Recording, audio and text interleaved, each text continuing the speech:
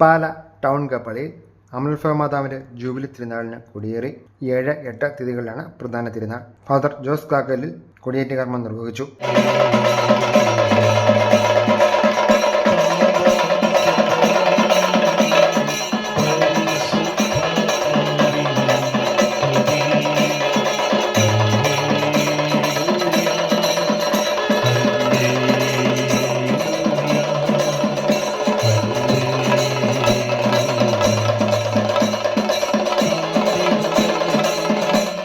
ലാലം പഴയ പള്ളി വികാരി ഫാദർ ജോസഫ് തടത്തിൽ, പുത്തൻപള്ളി വികാരി ഫാദർ ജോർജ് മൂലച്ചാലിൽ തുടങ്ങിയവരും സന്നിഹിതരായിരുന്നു.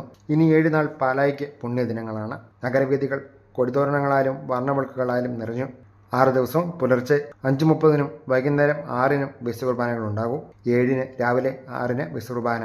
11 മാതാവിന്റെ തിരുസ്വരൂപം പന്തലിൽ പരസ്യവണക്കത്തിനായി പ്രതിഷ്ഠിക്കും. വൈകുന്നേരം 6 കത്തീഡ്രലിൽ നിന്നും ലാലം പുത്തമ്പള്ളിയിൽ നിന്നും പ്രദക്ഷിണം കൊട്ടാരമറ്റം സാന്തോ കോംപ്ലക്സിലേക്ക് എത്തും. രാത്രി 8:15 പ്രദക്ഷിണം കുരിശുപടിയിലേക്ക് എത്തിച്ചേരും. 8 പ്രധാന തിരുനാൾ. രാവിലെ 6 വിശുദ്ധ കുർബാന. 8 സെന്റ് മേരീസ് സ്കൂളിന്റെ Marian rally. 10 Mar Joseph Kallarangatt വിശുദ്ധ കുർബാന അർപ്പിച്ച് സന്ദേശം നൽകും. ഉച്ചകഴിഞ്ഞ് 2:30 ജൂബിലി ഘോഷയാത്ര. തുടർന്ന് ബൈബിൾ ടാബ്ലോ മത്സരവും 2 വീലർ ഫാൻസി മത്സരവും. വൈകുന്നേരം 5 പ്രസിദ്ധമായ പട്ടണ പ്രദക്ഷിണം നടക്കും. 9 രാവിലെ 11 മാതാവിന്റെ തിരുസ്വരൂപം തിരികെ പ്രതിഷ്ഠിക്കുന്നതോടെ തിരുനാളിന് സമാപനമാകും. ന്യൂസ് ബ്യൂറോ, പാല.